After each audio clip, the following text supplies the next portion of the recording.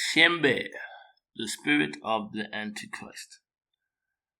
UMAKOTI posing as UMNYENI. This is the 4th video. We went to 3 videos before this one in this thought experiment. This is the last one. I'm going to tie things up.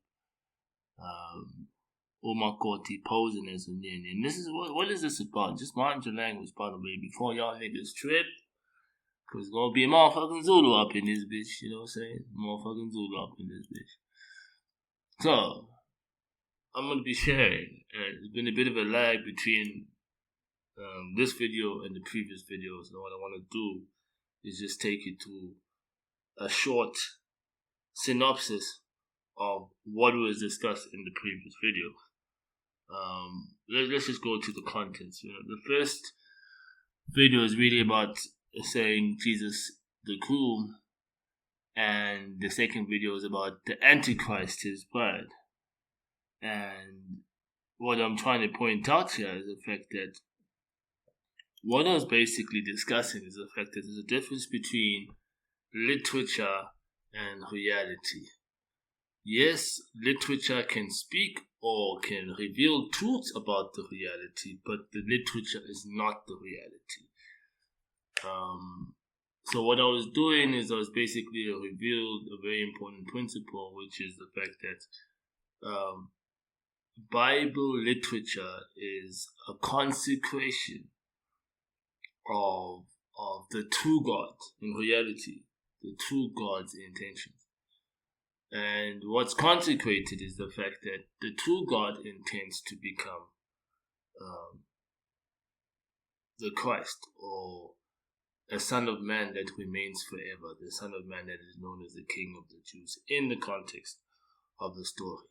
However, for this, what's consecrated is the fact that the God, the true God, will send ahead of himself a person who will come like a groom, right, that will represent him, reveal who he is just before he shows up. And when this one comes, this one will be referred to as the groom. And right after he comes, the true God will appear like a bride to this particular individual, and will come in this particular individual's name. So if you want to peep game in terms of what's been consecrated, you're looking at John, the book of John, chapter 14, going onwards. You know, where Jesus talks about the fact that, hey, if you've seen me, you've seen the Father. Ask anything in my name and the Father will give it to you. I'll have to go away and I'll send to you a helper that will remain with you forever. And this helper is known as the bride. The bride. And now one person that understood this doctrine or understood this principle was SHEMBE, and he provided proof that he understood the doctrine. And what I wanted to point out was the fact that it's one thing conventional believers, Bible Christian believers, believe that they spend a lot of time trying to believe that the Bible is true, when the things that happened in the Bible is true, and the stories that are mentioned in the Bible are true. Instead of getting the message of the spirit that inspired the writings. And this is what SHEMBE does. SHEMBE has a relationship with the spirit that inspires the writings by getting the message and then leaving evidence that he got the message. And how he leaves evidence that he got the message, he gets his followers, MONARCH, who have taken a special vow to belong to this particular God who's going to show up. So what he does, he leaves a set of customs and rituals that MONARCH take a special vow to uphold and keep for the sake of the coming to God. So what I'm trying to say is that what was consecrated, SHEMBE then consummates that, right? There's the idea, and then he puts it into practice. He illustrates he puts it into context and says, well, you see the idea of the coming Christ, the idea of the coming Messiah. That's going to play out in this context, in the context of the Zulu people. And this is why you see this template over here, where it seems to be quite paradoxical, because it talks about the king of the Jews and the Zulu kingdom. And the claim that's being made here is the fact that the king of the Jews is known as the Messiah, the coming Christ. That one will come as the king of actually coming to actually restore the Zulu people in the Zulu kingdom. What was the Zulu kingdom? And this is the claim that Isaiah Shembe makes.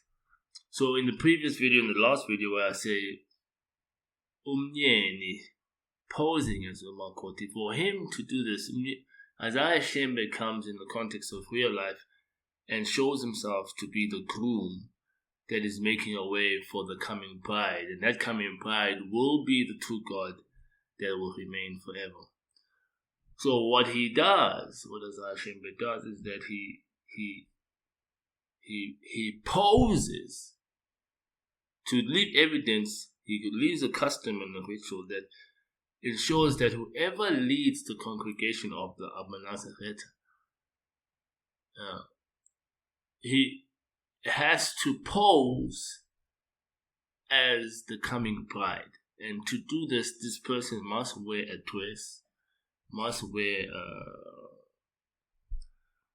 a scarf, must wear shoes, and there's a whole lot of things that he must wear to illustrate to the congregation that your coming king, INKOSI, who goes by the title INKOSI, the God, your God, is going to come like a bride to answer your prayer. So this is how Isaiah Shembe sets the UBUNAZARETHA up, by coming in, being the groom of heaven, saying that, oh, by the way, UBUNAZARETHA, your God's going to come in my name and sit enthroned as INKOSI. Your God is INKOSI. In reality, not necessarily, and this is what I'm trying to explain to a lot of people who will not understand. They would think what I'm talking about is heresy, because I am not saying what's in the Bible, but I'm applying what's in the Bible. And this is what I'm trying to explain to people, that this is the application of what's in the Bible. And this is why this whole set of videos has been called the spirit of the Antichrist, because the only person that would be able to honor the story of Jesus, a person that would honor the story of Jesus, will be regarded as the Antichrist. So what I want to do, I want to take you to my notes. And let's just see what we got here.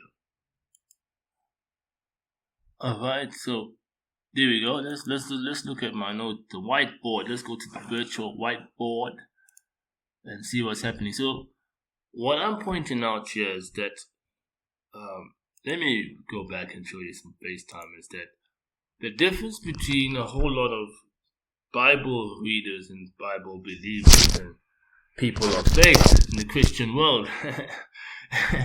I'm actually thinking about a song I was playing this morning. You're not like me.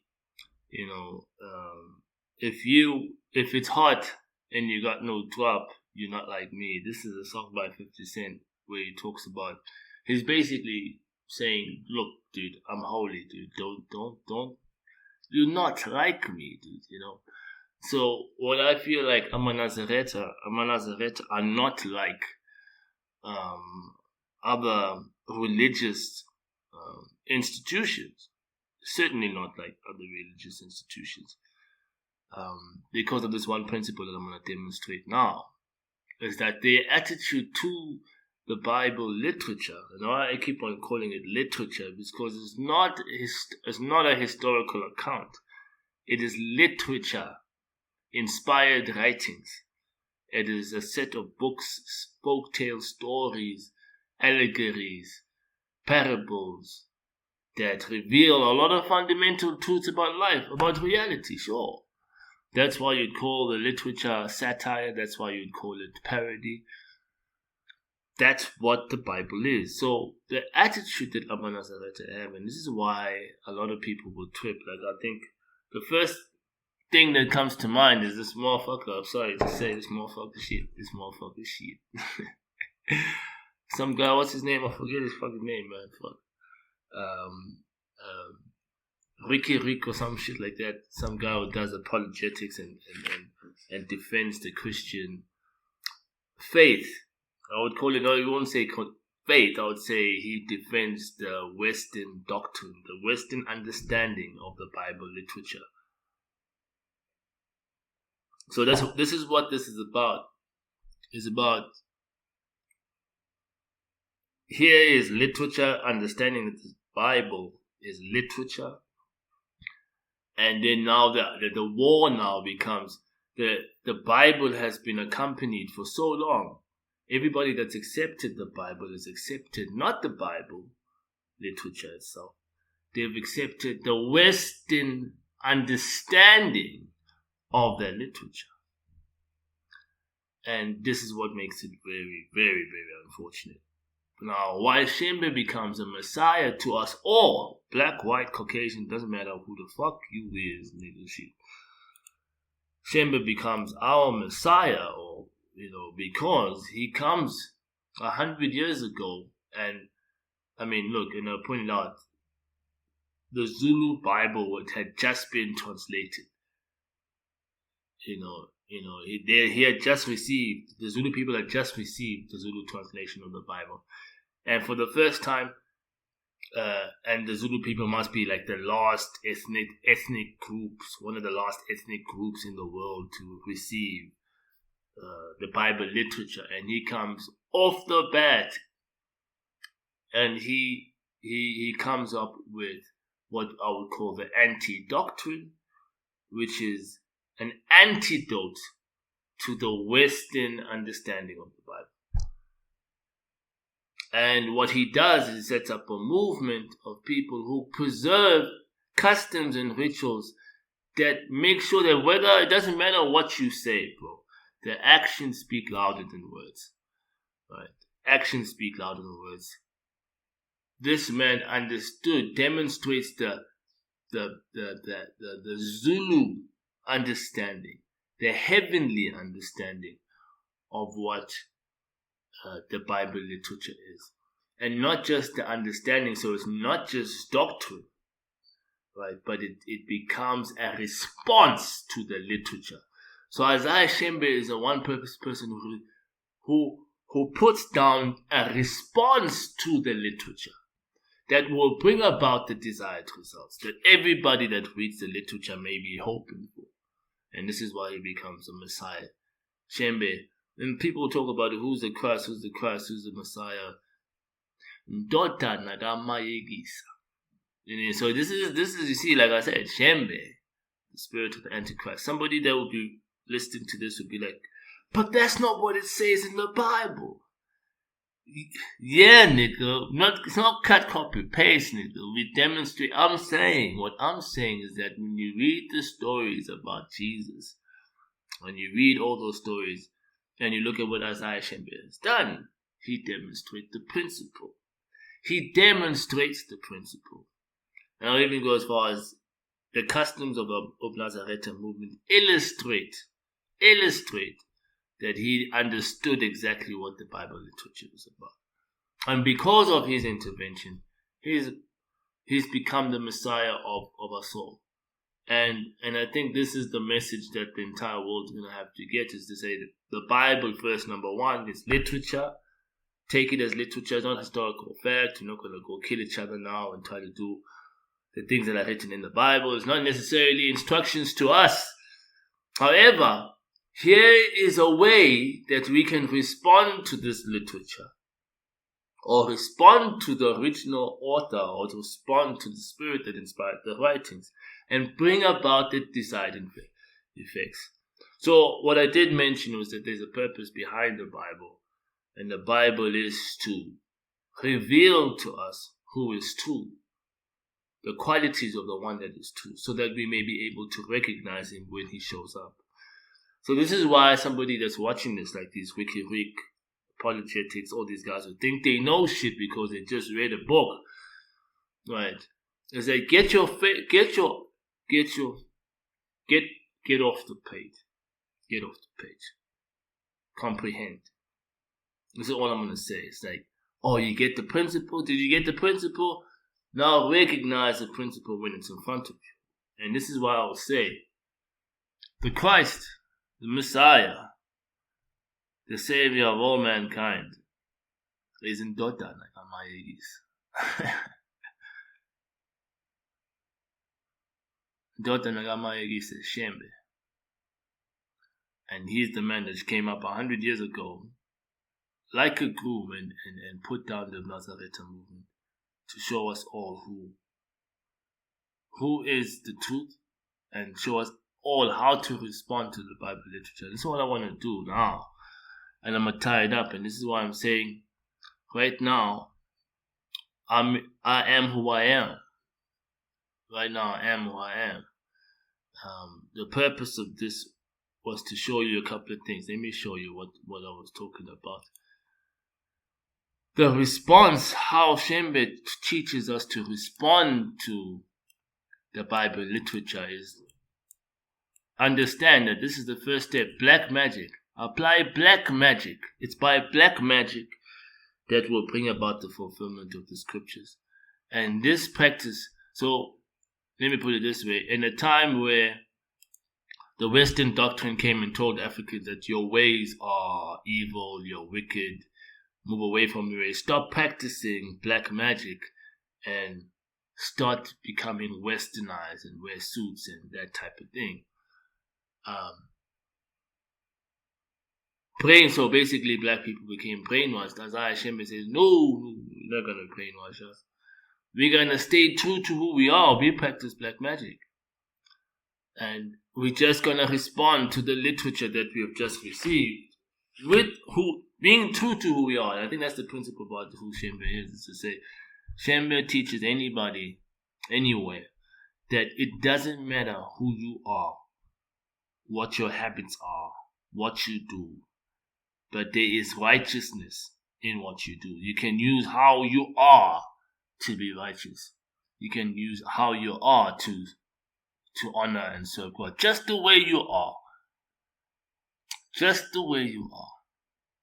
Whether you drink, whether you smoke, whether you love girls, whether you don't love girls, maybe. Either way, the way you are, there is righteousness in you. So I think that's what I'm gonna share, and especially I know I grew up listening to a lot of hip hop music, and when you go to church, sometimes you get you get misled into thinking that the music that you're listening to is the devil's music, or is profane, or is bad. But by the time I got to understand that the devil has never been against God, right? The devil and is just a function or means to how God achieves his objective of righteousness. My point I'm making is that good or bad, there is a way. A person is never all good, a person never all bad. But good or bad, there is a way in which we can be righteous. We can be revealed as the righteousness of God. And I'm going to define that very soon. So the point I'm trying to make here is that as Shembe comes to the black people, says, no guys, we have received full caller. We want to believe in this Bible literature that's come with these white people. But this is how to do it. We got to stay true to who we are and practice black magic. So this is the black magic response to the Bible literature. That's what I'm explaining now. Right, so the first step, what's been consecrated. So the first two videos of the Stored Experiment is about what's been consecrated. What was consecrated was the fact that it is Jesus who's going to come and show us the example. And what people don't really pay attention to, the Antichrist that will come after him, that will honor Jesus and actually be greater than Jesus. Right. Jesus was accused of coming by the power and the works of Satan. when he was performing those miracles. The Antichrist will come with the power and the works of Satan. And he will do exactly what Jesus did. Claim to be God, show himself to be God, sit on the throne as being God. And this is what's consecrated. So, according to the Western doctrine, this person, his personality, the Antichrist, is the enemy. But SHEMBE reveals that, no, hang on, guys. Hang on. And I think UBUNAZARETHA are witnesses to say that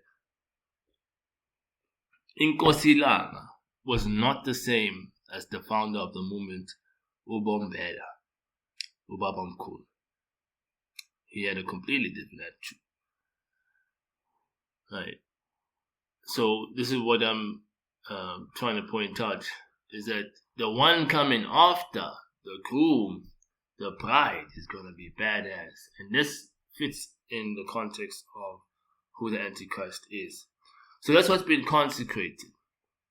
So I'm going to just point it out here. This is what's been consecrated. And then what SHEMBE does, and he consummates it by setting up the UBUNAZARETHA movement, which is, again I'm saying, a confirmation of what? The understanding of the Bible literature is. Right. So the UBUNAZARETHA movement is saying that, in fact, let's pay attention. As SHEMBE becomes the groom of heaven, becomes a name of the true God. So you ask anything in the name of SHEMBE, the true God will do anything for you if you ask anything in the name of SHEMBE. And SHEMBE will sit enthroned as INKOSI Parliament, as the Christ, as the Messiah in real life. Right. So somebody might say, no, this is just trying to copy. No, this is honoring the story. It's demonstrating the principle. You, the one that reads it and then believes that the literature is somewhat real, you are the one that's misled, because you're the one that's just copying and saying, it said so in the Bible, so Jesus, in Jesus' name, in Jesus' name, in Jesus' name. I say it in Jesus' name. I asked this in Jesus' name, and then like.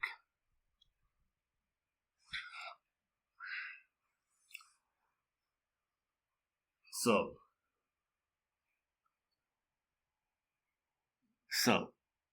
this is what I'm gonna say. So what I'm pointing out now is this.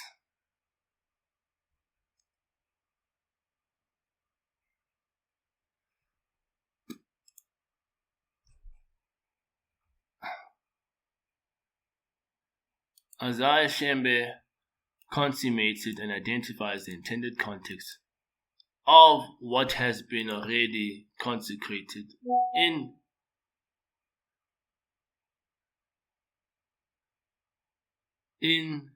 the Bible.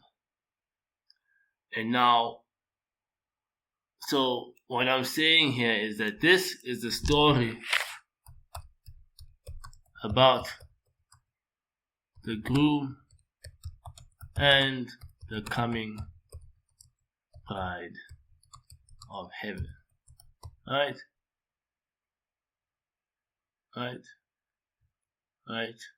This is the Christ and the Antichrist.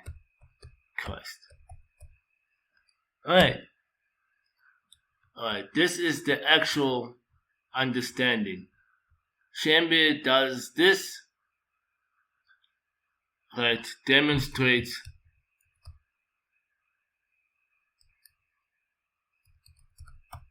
that he is the groom of heaven by him illustrating who the coming God is. The MAYEKISA ZULU, the bride of heaven.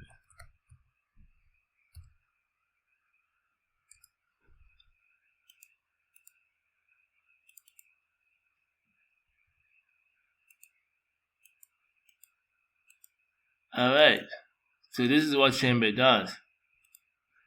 Alright, let's make some more space for that.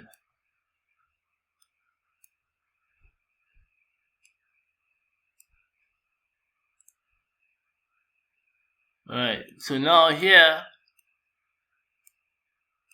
this is Isaiah SHEMBE. Alright, so how does he illustrate this? What's consummate? How he illustrates this? He says there's something that he created, UBUNAZARETHA. The title of who the God is, illustrating the coming Christ, the one who would re-implement UMBUSO ZULU. SHEMBE's bloodline, the founder, the spirit of the founder, whose name is SHEMBE. So this is the name of the groom. The dress illustrates that he's the pride of heaven. The shoes illustrates that he is walking in the spirit of the founder. And Ilati means that wherever he is, he will be with the groom. Wherever the bride is, he'll be with the groom, who is the true witness. So what's also very important about the ritual is the fact that, and this is what I gotta say now, anybody that's has come across the UBUNAZARETHA movement, and for example has seen UNYAZI ZULU making the claim that he is God, he has every right to make that claim. He has every right to make the claim, because the principle of UBUNAZARETHA is to perform a custom or a ritual. It's part of the ritual to claim, to make the assertion that the person in the dress is God, because he is the perfect illustration of who God is. The person in the dress, with the shoes, with the scarf, with the hat, with the lot following him, that one that is with the spirit of the groom, and the SHEMBE in the dress, the SHEMBE bloodline in the dress, the SHEMBE bloodline in the dress, that illustrates who NKOSI is, and NKOSI is God. So what I'm trying to point out is that the whole idea behind the UBUNAZARETHA movement is to illustrate who God is. So yes, it is the same way I can say, what would be the best example? It's an illustration, it's not the reality. So it is true, SHEMBE is God, is true, but NKOSI is God by the mere fact that the Spirit came to reveal who God is and promise UBUNAZARETHA that this is how your God will be revealed to you. So what's important for UBUNAZARETHA is for them to understand that the person in the dress in front of them is an illustration of who God is. So SHEMBE never came. Any man that's led the congregation of the UBUNAZARETHA movement, no man that is set as NKOSI that lived and passed away is God in reality. But all of them were the perfect illustration of who God is. So this is what I'm trying to point out. So the point of the UBUNAZARETHA movement is to illustrate, to perform an actual custom, to illustrate who God is. Somebody might ask me, is the Bible not enough of an illustration? Are these movies? So then the question I would ask them is like, then why do we have movies? Why do we have movies? In fact, the movies are bad illustrations because they create a pornographic idea about who God is. So that even if God were to show up in reality, we would not be able to perceive it. So what I'm trying to point out here, the purpose of the UBUNAZARETHA movement, revealing who the true God is in terms of an illustration, is so that he can gather people or get people from all walks of life who will be willing to follow and accompany the true God. So what Jesus did in the scriptures is that the people that followed Jesus were following an illustration of who God is. They were following the shadow of the Son of Man. So this is why Jesus would say when it asked him directly, who's the Christ there and what is up with you? And all he would say is like, while the light is still shining, follow the light while the light is still shining, because soon this light will be taken away. Right? So the UBUNAZARETHA movement is about keeping the light shining. Right? Follow the light. Keep the light shining until the true one shows himself. So the purpose of the UBUNAZARETHA movement is to create an illustration of who God is that people are willing to follow. And why is this important? Because the true God cannot appear, cannot show up, and cannot perform any of his works if there's nobody willing to follow and assist him, to accompany him. And if you look at the scriptures, you understand that the Son of Man is always depicted by being in the company of his angels, in the company of his holy ones. So the UBUNAZARETHA movement is about gathering his holy ones, so that by the time the true God shows up, there will be his holy ones ready to accompany. He can't show up without that. And this is what the purpose. So this is why Isaiah SHEMBE is MAYEKISA is the Christ, because he set up a movement that created a congregation that would be willing to follow the true God, the true Son of Man. Right now, I can tell you now, any Christian that's waiting for Jesus to come back is waiting for a Superman to come in the clouds. No Christian Bible holder is willing to follow any man as the true God. But the UBUNAZARETHA believe that in indodana kaMayekisa, SHEMBE, INKOSI yasePhakameni is God. And they're willing to follow him. So the only thing that people should understand is that this is the ingeniousness about the UBUNAZARETHA movement. And this is what anybody that is a Nazareth needs to appreciate about themselves and appreciate about God and about the spirit that founded the movement. Is that the spirit that founded the movement is saying, hey, nakho ngifikile, ngiyanithembisa naManazaretha that I will come and fulfill this promise. And the promise is basically saying that the fact that I came to ask you guys to make this request, I will show up to respond to this request. What is this request? Ayikhumbule indlu kaSenzo ngakhona noDingane echithekeleyo, the Zulu kingdom. Alibuthi echithekeni kwayo. So why I'm making the assertion that people shouldn't be condemning UNYAZI, especially guys like Mpanza. You can tell Mpanza has no comprehension skills. He's talking about Jehovah's God. Yeah, bro, everybody else believes that Jehovah's God. Why do we have INKOSI yasePhakameni? You know, he's busy out here attacking UNYAZI ZULU. UNYAZI ZULU is doing a good job of illustrating who the true God is, because the true God is going to be saying the same things. He's going to be saying the same things. Agnanyanga, there's no traditional healer that is bigger than me. Right?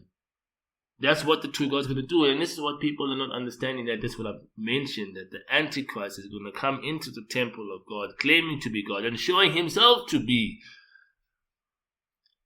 God.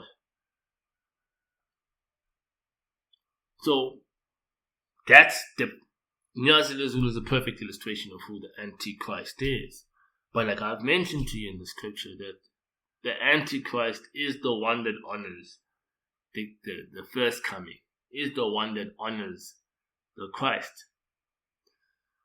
So what I'm pointing out here, why I'm even saying that this is, if you pay attention to what UNYAZI ZULU says, I've never heard him. If I would draw the line, I would condemn UNYAZI ZULU if I heard him in any of his sermons, at the end of his sermons, not saying INKOSI UMBUSISE. And this is what I want to jump into now. This is what I want to go into now. Yabon, the first thing that this illustration says is that INKOSI INBUSISE. INKOSI INBUSISE. The second question I want to ask, anyone, even UNYAZI ZULU, would he say that he is INKOSI as a parliament? He probably wouldn't say so. The third thing I want to say now is the Zulu monarch, right? That the UBUNAZARETHA movement is not about the Zulu monarch. It is about recreating what was the Zulu kingdom. It is not about the children of Dingan and Senzangakona and have them having their own constitutional monarch. I want to just point it out. I want to point it out, guys, and say, look, the same way in the scriptures that by the time Jesus showed up and was born in the time of Rome, the Jewish people were already governed by Rome. So the Jewish people were basically a constitutional monarch. So the Jewish monarch, the king of the Jews, was not really independent. They were living under Roman subjugation. Right? So, but when King Herod, who was the king of the Jews at the time, heard that there's a boy who might be the Christ that has been born, he tried to kill him immediately. So what I'm saying is these are the people who are more comfortable with their position in Rome than having a son of man born into the world that will free them from the Roman oppression, right? And restore what was meant to be that kingdom, the kingdom of God on earth. Restore it and dominate the entire world and have everybody submit to them. Right. So what I'm saying now, when we take that story, what's been consecrated, and we look at what's happening now, we should not be misled in thinking, Nazareth should not be misled and think that SHEMBE is talking about the Zulu monarch. The Zulu monarch, in fact, would be the biggest enemy. It would be the equivalent of Herod. They would not want to see INKOSI Phakameni take up his position and be the true king of what becomes UMBUSO. They would not want to see that because they are more comfortable with their position as a constitutional monarch that gets a grant from the government that is willing to pay for their lavish lifestyle. Right, and then like recently, if you look at what's happening on social media, the fact that the president withdrew, there's been a letter from the Constitutional Court withdrawing the country's recognition of this Mr. Zulu guy as the king. But now we ask guys, who is this king? This is just a person that is a trustee of a trust called INGENIOUS Trust that has been granted land by the state. What does this INGENIOUS Trust do with the land? It uses the land to enrich itself as a trust, and the beneficiaries are the trustees themselves. Not even oh well. Right. Not even the Zulu people in the KwaZulu-Natal area. So you might try to come and shoot me and be like, INKOSI Phakameni is not the Zulu king. INKOSI Phakameni is coming to re-establish UMBUSO. And this is what I'm jumping into. Now this is the last statement I'm going to make. For this to happen, what must happen now is what, to fulfill the scriptures, is that I want to point this out now.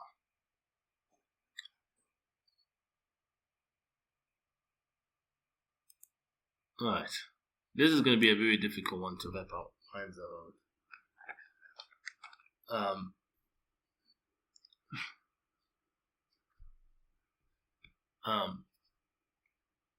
So jumping into it, let me just jump into it and say, what needs to happen now is, I have shown myself and demonstrated that I, like a bride, have heard the prayer of Isaiah SHEMBE.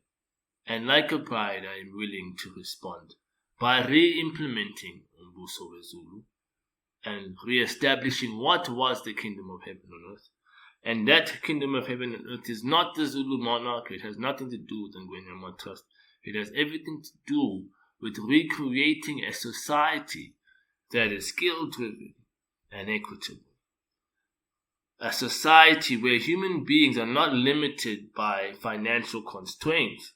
Human beings are free to express their creativity and imaginations without the financial constraints. They're free because the money, when a human being perceives value and has the ability to create value, money chases him. So the only thing the human being must do must be able to have good relationships with his community, right? And the will to add value to his community, and then money will chase him. So we talk about a paper chasing you economy. That's what skill-driven is. Number two, an equitable economy, an economy where human beings are able to literally, wherever they put in an input or make an effort, they will reap the benefits thereof. They will reap where they sow. How much they reap is up to how they decide, between whoever gets involved. But fundamentally, you'll reap where you sow. Right? So it's not like in our day now where it's an exploitative economy where the owner gets 90% of the benefit, does 10% of the work, and the workers do 90% of the work and get 10% of the benefit. Right? That's an exploitative environment. But what I'm talking about now is an equitable environment. Why I reap where I sow. So this is what this is about. So because I've demonstrated ukuthi MONARCH, kodwa manje, the purpose, like I had explained, ukuthi SHEMBE created the UBUNAZARETHA movement and set up an illustration of who the true God is, INKOSI yasePhakameni, who will come like a bride to respond to the prayer of the UBUNAZARETHA adherents. Right. The purpose is to gather the holy ones, the UMBUNAZARETHA adherents, the ones who would accompany the true God. So here the UBUNAZARETHAs are there willing to follow the man in the dress, willing to follow SHEMBE, willing to follow INKOSI yasePhakameni. Right. Now, the man in the dress, like I've explained, just never says, "Nyangbusisa, I'm the one that's blessing you." So it's even funny about it is that UMBUNAZARETHA have this thing where they pray, right, and they talk to their ancestors and they talk to their people, they talk to their God, in the name of their God, and then there's a person in the congregation that would bega INKOSI and speak on behalf of the congregation to the INKOSI that's in front of them. So normally what I'm saying is, normally the INKOSI that's in front of them is the one part of the congregation saying, let's look to INKOSI yasePhakameni, let's look to our God. So the man in the dress is the one that normally says the prayer, as big INKOSI. Right. So this what in Zulu said, SHEMBE has never, even UNYAZI has never claimed to be God. When he claims to be God, he's presenting an illustration of who the coming God is. He's wearing the dress, he's wearing the shoes, he's illustrating who the God is. But the fact that when his Nazarites come to him and ask for blessings, he doesn't say Nyangbusisa. He never says that. If he is saying that, then he's crossed the line, and then we need to hold him to account because he's just completely, fucked up the ritual. Completely fucked up the ritual, right? And the custom, because now he's crossed the line. But if he hasn't done that, he's still on the safe side.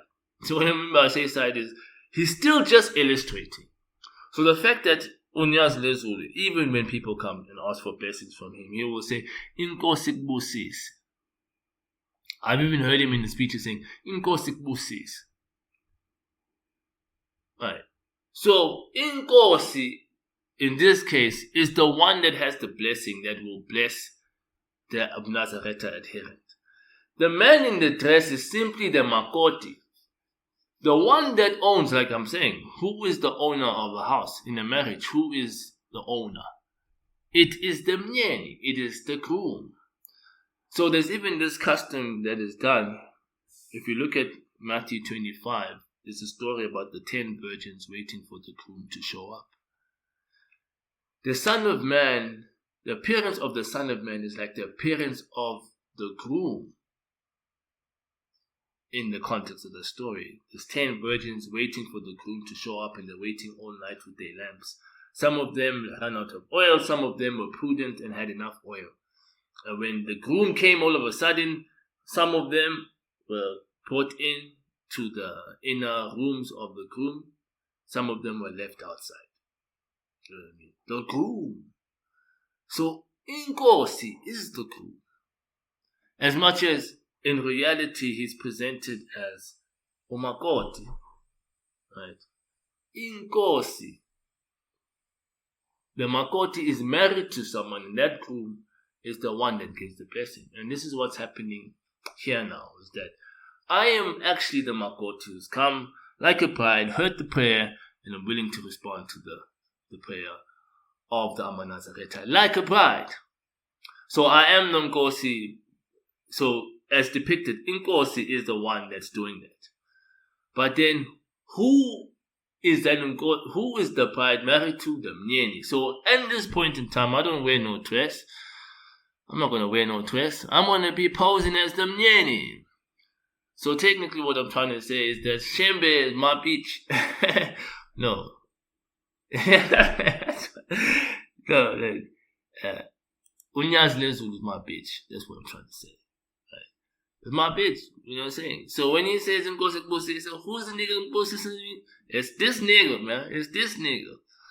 So that's what's happening. And this is what we're going to have to do this, is that we're going to have to conduct what is called a marriage, a ZULU marriage. And anybody, as part of the fulfillment of the scriptures, and I just want to point out this, the fulfillment of the scriptures talks about the marriage supper. Blessed are those who are invited to the marriage supper. And this is what it's about. Let me take you through it, guys. What's going to happen is that now I, the MNYENI, representing the Vilagazi family, or let's say the bride. So I'm the MNYENI and the bride. So let me put it this way. In a spiritual sense, right, what's not really apparent is that I am the MAKOTI. Right. What is apparent is that I am the MNYENI. Right. You get what I'm saying? What is not apparent is the man in the dress is the MNYENI. But what is apparent is the MAKOTI.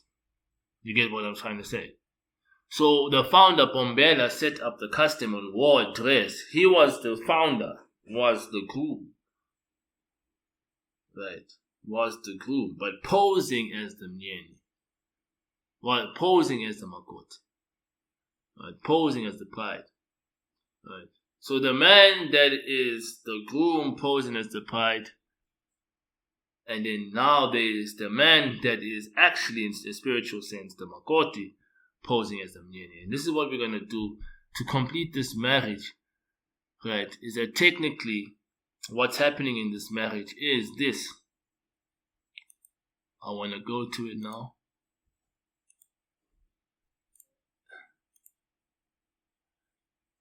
Yeah, this is the marriage of Umbeta Vilagazi's bastard and SHEMBE. Right. So Umpepeta is gonna come, like is the pride that's gonna come and is the pride of Shembe. That is Inkosi. Inkosi. Yase Pa. So this is deep level secrets, guys. This is deep level secrets. Why am I talking about Umpepeta? Because it is the house of Vilagazi that provided the facility for the Makoti or Zulu to respond to the prayer. And in fact, how I became a person living in the house of Vilagazi was the fact that I died. My old personality, who I was, died, stopped, terminated, announced it, said, White Nwalo is dead, right? And realizing that my true spiritual family and who I am spiritually is who we would call the Lord of the Spirits, Umpepeta, the one that would direct the wind, the one that would cause the wind to blow. And if you understand Zulu custom, the wind, wherever there's a wind, umoya is the spirits of men. So when you can direct the spirits of men, you are Umpepeta. So the mere fact that I've created a skills implement that will allow people to participate in UMBUSO Zulu, I am Umpepeta. I'm demonstrated. It's demonstrated that I am a Umpepeta. So spiritually, what's happening is Umpepeta is the bride of Ushembe. That's the Makoti Wasizulu. So that's what's happening. Spiritually, the bride is Umpepeta, who is the bride of the groom, who is Ushembe. So that's why this bride will come in the name of Shembe to respond to the prayer of Shembe. So what must happen now is what we call a marriage, because Umpepeta has now come up with something called the Zulu social experiment. And this is what it's meant to achieve. I want to jump into it. Alright, this is tough. I know this is tough, guys. Please excuse me. What must happen now is that typical marriage has 5 steps. Vulamlomo. In Nazareth customs, it's called the bench request, but I'm not going to go into that. Let's say in Vulamlomo. Then we have Lobola. Then we have Imembe, so that's exchange of gifts. Then we have the bridal ceremony and the groom side ceremony. And the principle behind it is the exchange of the animal portions. So what's going to happen now is that the Vulamlomo is basically saying that, hey, look, UBUNAZARETHA, the custodian input, Shembe Womoya, NBC join their party. Okay, so first step here, Vulamlomo, is to make the statement that, hey, look, I am the custodian of the UBUNAZARETHA movement. I'm the one that came up with all the customs. I know what they mean and what their intentions are. And getting the NBCs are the Nazareth Baptist Church legal persons to become participants of the Zulu social experiment. That is basically the request to say, hey, if you want to marry me, you're going to have to pay a Vulamlomo and make your request known. So come.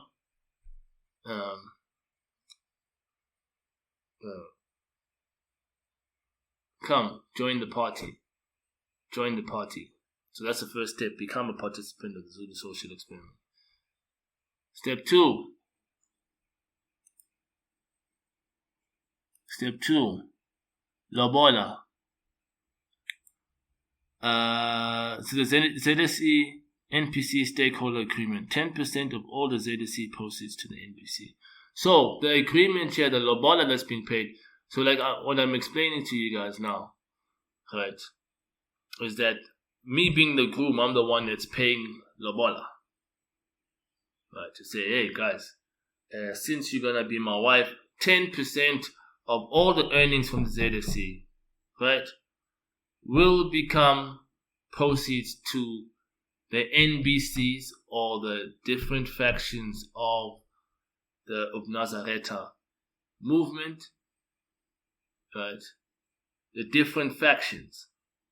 So the legal persons, and one I gotta point out to you guys is that there's a difference between the followers, the movement itself, and the legal persons that benefit from the movement. I'm talking about the legal persons that benefit from the movement, because the legal persons are normally run by bloodline Isaiah Shembe descendants.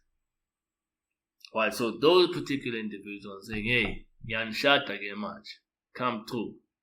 Here is 10%, that's my lobola, 10% of all the proceeds from the Zulu social experiment. Right.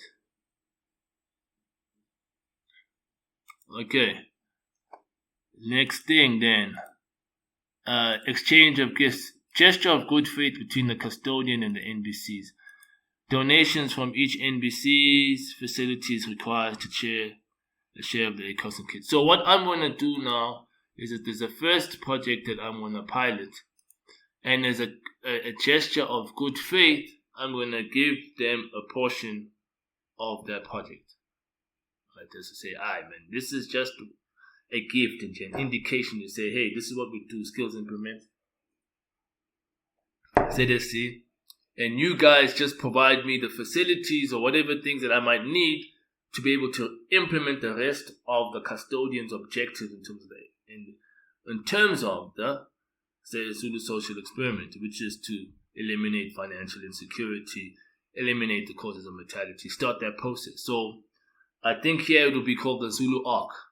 So what I would expect from the NBCs is like, stuff you guys are giving me the capacity to set up the Zulu Arc. Right, to set up the Zulu Arc. And the Zulu Arc is 4 financial instruments that will be set up that the entire ZSC community can benefit from, and that they themselves will benefit from. Right.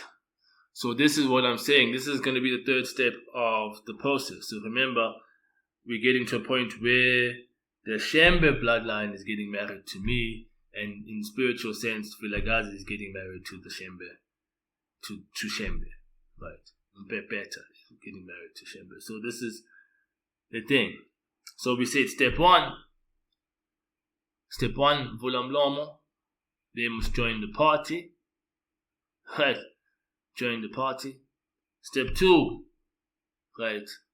The lobola is 10% of the proceeds will be consecrated towards the NBCs, and will be worked out which NBCs, which legal persons. Step 3, UMBUSO, is that the Pioneer project, they will get a piece of the Pioneer project, which is the EQUITABLE kit. Hopefully that works out and we don't get screwed again. And then the 4th step now, right, is this. The pride side portion. So commitment of the NBC to the tax bar. So what must happen now is that the NBCs, or these trusts that collect money from the UBUNAZARETHA movement, they must commit at least 10% of their collections to the tax bar. The tax bar is to the ZSC, so that it can be used for the skill creation activities. And then, like I said, the GROOM side, when we go to the GROOM side, the custodian's concession to the ZSC NBC, 10% of the custodian's proceeds to the ZSC NPC. So, again, the custodian will have a share in all the projects that he gets involved in. And 10% of those proceeds from what he earns will be given to the ZSC. And the ZSC will give those earnings will share those earnings with the NBCs. So essentially, this is setting up a business model where the facility that Isaiah Shembe created, which is the followers who are willing to follow Inkosi Parliament, the illustration of Inkosi Parliament. When the demonstration like me shows up, right, and puts systems in place, the people's efforts and time will go into the ZSC to achieve their objectives and answer the prayer of Shembe, which is to re-establish UMBUSO. So this is the understanding. So this is the marriage that must take place. So at the end of the day, the marriage supper will be about formalizing the relationship between what was the NBCs and the ZSC. The ZSC is the Zulu Social Experiment, by the way, right? And then the ZSC regulator, which is the ZSC NPC, is the legal person that is responsible for facilitating transactions and enforcing the agreement. So what I'm saying is there's going to be the trusts that collect monies from the congregation. There's going to be a relationship between those trusts and the ZSC. Why? Because it's in the special interest of those trusts to support the ZSC, and it's in the special interest of the ZSC to protect those trusts. Why am I saying this? Right now, the congregation is in confusion because the bloodline family of the SHEMBE people are squabbling over the UBUNAZARETHA movement. So the ZSC is about disclosing to the bloodline family and saying, look, the spirit of the custodian is here. This does not belong to you. Anyways, this belongs to me. I am the custodian. This is what's quite funny if you read Matthew 25. The man that is described as the king that gives out the talents and then comes back and expects the people to have done something with the talents is described, by the lazy servant as a man who reaps where he did not sow. And what I'm saying here is that why I know I am that groom or that son of man, because this is the when you read the story in Matthew 25, that this is what it'll be like when the Son of Man shows up. He's a man that reaps where he did not sow. So, so what I'm saying is here is that I am like that man, because I was not the person that founded the movement as SHEMBE, but I am the person that founded it, So I'm going to reap what I did not necessarily sow. But in fact, if you look at it in a spiritual sense, I'm reaping what I sowed. I'm reaping because I am the custodian of the movement. I know what the intentions behind the movement, what the intended impact is. And I'm here to complete what I started. Right. So the marriage is basically about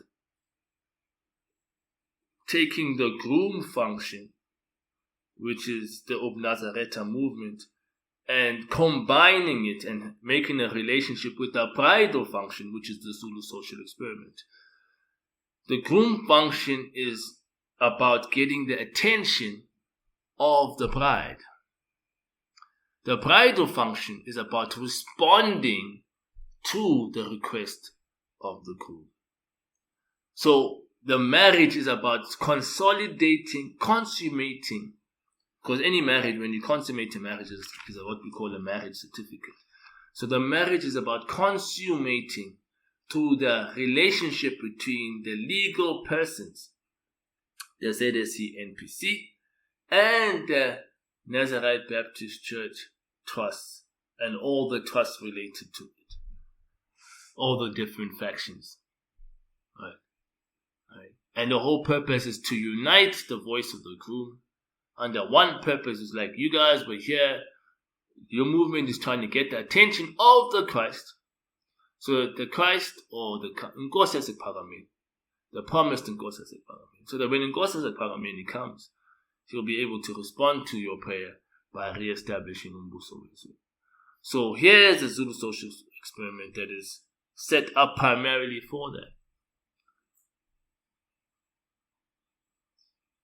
So I hope this makes a lot of sense, and this is why at this point UMAKOTI posing as UMNYENI. That's what I'm gonna say. Pause, motherfucking pause. Michael Marlowe's fucking got that motherfucking pause. Pausa. Motherfucking pausa. Michael Manu's fucking got that motherfucking pausa.